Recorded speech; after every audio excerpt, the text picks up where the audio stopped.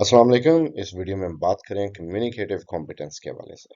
इसमें हम ये भी देखेंगे कि langue and parole, competence and performance और इन दोनों का कम्युनिकेटिव कॉम्पिटेंस से क्या डिफरेंस है, कहाँ पे ये इत्तेफाक करते हैं, कहाँ पे ये तीनों पॉइंट्स आपस में एक दूसरे से डिफर करते हैं। So langue and parole comes from Ferdinand de Saussure. So वो इसको एक स्ट्रक्चर्ड और कलेक्टिव सिस्टम कहते हैं लैंग्वेज का, जो कि कम्युनिटी आपस में शेयर करती है। सो इसमें ग्रामर, सिंटैक्स, वोकैबुलरी और कन्वेंशंस इंक्लूडेड हैं, जो कि एक स्पीकर एक लैंग्वेज के हवाले से सीखता है। सो बेसिकली ये जो लॉन्ग है दैट इज एब्स्ट्रैक्ट, जिसको लैंग भी पढ़ा जाता है but correct pronunciation is langue. So ये एब्स्ट्रैक्ट है और ये एक सोशल इंस्टीट्यूशन में एग्जिस्ट करती है। इसमें उस किसी भी स्पीकर का इंडिविजुअल यूज शामिल नहीं है, यानी एब्स्ट्रैक्ट आइडियाज हैं जो आपके माइंड में है, वो लैंग्वेज के ग्रामर, सिंटैक्स, वोकैबुलरी, कन्वेंशंस जो कि एक स्पीकर के माइंड में है किसी भी एक लैंग्वेज के वाले से, वो उसका लॉन्ग है। फॉर एग्जांपल इंग्लिश लैंग्वेज एक सिस्टम है जो उसके रूल्स हैं सेंटेंस स्ट्रक्चर के, verb conjugation, subject verb agreement, vocabulary, ये सब के सब जो हैं ये उसके लॉन्ग में आते हैं क्योंकि ये उसके एब्स्ट्रैक्ट आइडियाज को रिप्रेजेंट करते हैं। देन कम्स पैरोल, सो ये एक स्पीच है, इंडिविजुअल यूज है।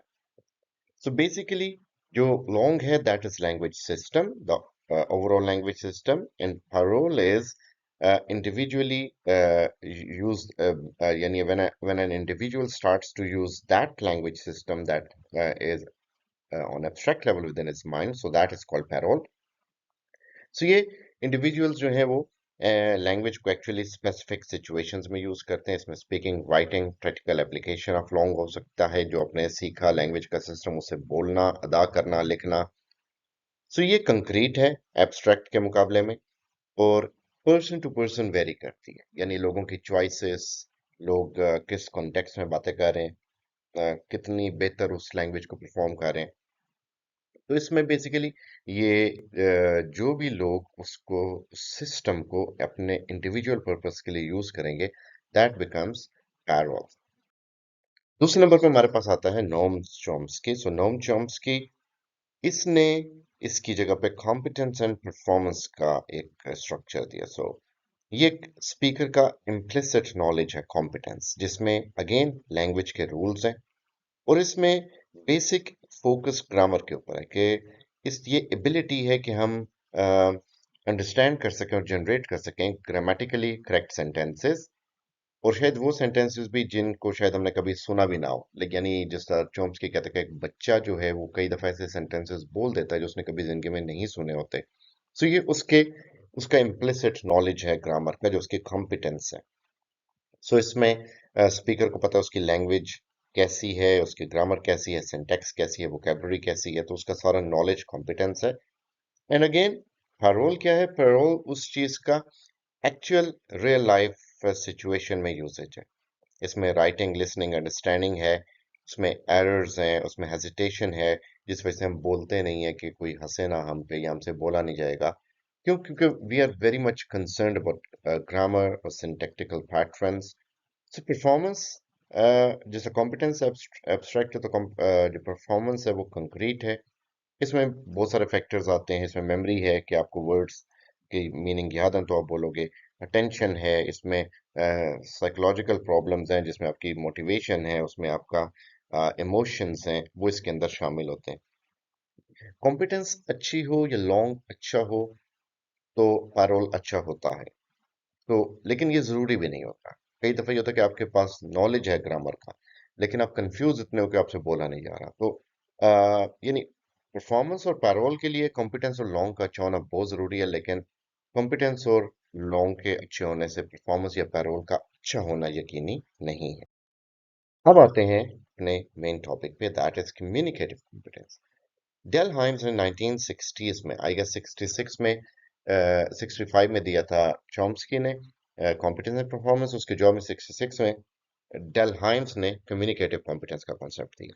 तो ये एक क्रिटिक था, और ये चॉम्स्की का जो कॉन्सेप्ट था उसकी एक्सपेंशन थी कॉम्पिटेंस, लिंग्विस्टिक कॉम्पिटेंस की। सो चॉम्स्की कॉन्सेप्ट को हम लिंग्विस्टिक कॉम्पिटेंस कहते हैं, और ये जो डेल हाइम्स ने दिया, it is known as communicative competence. So इसमें यह था कि चॉम्स्की ने एब्स्ट्रैक्ट नॉलेज ऑफ ग्रामर के ऊपर फोकस किया और हिम ने इसका आर्ग्यूमेंट दिया कि इफेक्टिव लैंग्वेज यूज जो है इसमें सिर्फ रूल्स नहीं शामिल, इसमें यह है कि लैंग्वेज को सोशल और कल्चरल कॉन्टेक्स्ट में हम कैसे यूज कर सकते हैं। अभी तक लॉन्ग पैरोल कॉम्पिटेंस परफॉर्मेंस उसमें कल्चर या सोशल का वर्ड यूज नहीं हुआ। सो ये फर्स्ट टाइम ये हुआ कि आप डिफरेंट सोशल सिचुएशन में, डिफरेंट कल्चरल कॉन्टेक्स्ट में आप किस तरह कॉम्पिटेंस को यूज कर सकते हैं। For example, if I am a Muslim and I say अस्सलाम वालेकुम when I meet to greet a new person और an old person for any, but if I go to some country where the tradition is not to say अस्सलाम वालेकुम, so वहां पे मैं अस्सलाम वालेकुम नहीं कहूंगा। मैं एक यूरोपियन कंट्री में हूँ जहाँ पे एक नॉन मुस्लिम से मैं बात कर रहा हूँ और they don't have any idea about अस्सलाम वालेकुम, तो मैं वहां पे हाय हेलो कह के शुरू करूंगा। So this is using language appropriately in social और कल्चरल कॉन्टेक्स्ट। मैं वहां पे अस्सलाम वालेकुम कहूंगा तो मैं लैंग्वेज को अप्रोप्रिएटली यूज नहीं कर रहा। माइकल कैनेल और मेरिल स्वेन जो बाद में आए, उन्होंने एग्जामिन किया हिम के वर्क और उसे एक्सपेंड किया चार बेसिक कंपोनेंट्स के अंदर। तो पहला कंपोनेंट उसने दिया जिसमें लिंग्विस्टिक कॉम्पिटेंस थी, जिसमें सारा कुछ वही जो हम ऑलरेडी पढ़ चुके हैं, जो कि कॉम्पिटेंस एंड परफॉर्मेंस में है। सेकंड, उन्होंने इसको डिवाइड किया, ब्रेक डाउन किया सोशल लिंग्विस्टिक कॉम्पिटेंस में, कि जिसमें हम लैंग्वेज को सोशल या कल्चरल कॉन्टेक्स्ट के हवाले से यूज करते हैं, यानी ये वो डिफरेंस है जो कि डेल हाइम्स ने दिया। थर्ड जो ऐड किया गया दैट वाज डिस्कोर्स। तो डिस्कोर्स जो है इसमें देख आइडियाज को कोहेरेंटली और कोहेसिवली इन स्पोकन और रिटन कम्युनिकेशन, कि आइडियाज किस तरह आपस में कनेक्टेड है रिटन और स्पोकन फॉर्म में, और स्पीकर की थॉट्स किस तरह आपस में कनेक्टेड है, यानी रिटन फॉर्म्स किस तरह कनेक्टेड है या स्पोकन फॉर्म्स किस तरह कनेक्टेड है, और उनके पीछे जो आइडियाज चल रहे हैं वो किस तरह आपस में कनेक्टेड है। जिस हम एक स्टोरी सुनाते हैं शुरू से लेकर एंड तक, उनका एक प्रॉपर सीक्वेंस बरकरार रहता है। तो दैट इज बेसिकली यानी बाइंडिंग थिंग्स टुगेदर। सो डिस्कोर्स जो है बेसिकली ये भी इसमें कम्युनिकेटिव कॉम्पिटेंस में आती है। अगर आप कभी नोट करें तो जब आप इंग्लिश लिख रहे होते हैं या उर्दू लिख रहे होते हैं, तो उर्दू में जो आपकी सोच होती है that is more coherent, that is more cohesive as compare to English, because English language में पैराग्राफ राइटिंग या ऐसे राइटिंग लिखते हुए हम इन चीजों, ये कोहेजन और कोहेरेंस इसकी तरफ नहीं सोचते। हाँ, as a native speaker we have some we have ideas about Urdu language, तो उसमें हम ज्यादा कोहेरेंट होते हैं। Strategic competence is the fourth one. So इसमें ये एबिलिटी दिखाई गई कि हम कम्युनिकेशन डिफिकल्टीज को कैसे ओवरकम कर सकते हैं। जिस तरह हम पैराफ्रेज करते हैं अपनी बात को समझाने के लिए, अपना मतलब उसको यानी क्लियर करते हैं अपने टोन के जरिए, अपने जेस्चर्स के जरिए, साइलेंस, स्पेस और टाइम के जरिए, क्लैरिफिकेशन देते हुए। For example saying the thing you use to clean your tooth, यानी क्या कहते हैं वो चीज जिससे हम दांत साफ करते हैं, हाँ, टूथब्रश।